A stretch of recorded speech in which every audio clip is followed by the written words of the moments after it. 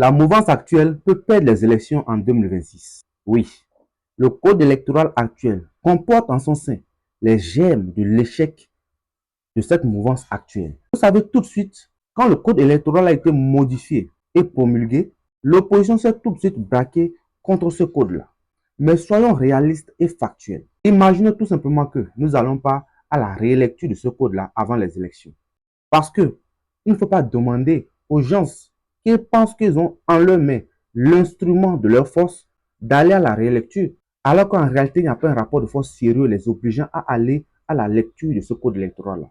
Qu'est-ce qu'il faut faire? Est-ce qu'il faut boycotter les élections ou s'armer de courage et s'armer de stratégie pour affronter l'adversaire?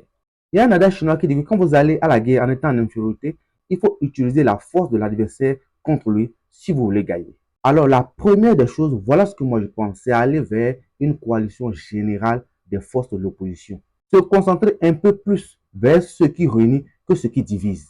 Et pour ça, toutes les cartes qui seront sur la table seront bonnes à jouer. Numéro 2, pour moi, il faut expliquer ce code électoral-là en l'état, en ne cherchant pas à la manipuler sur toute l'étendue du territoire et ça dans pratiquement toutes les langues. L'explication des articles majeurs. Parce que j'ai constaté une chose.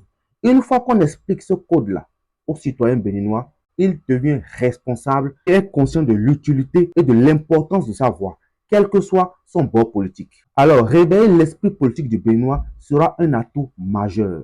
Numéro 3, je crois que c'est l'article 132 nouveau du code électoral.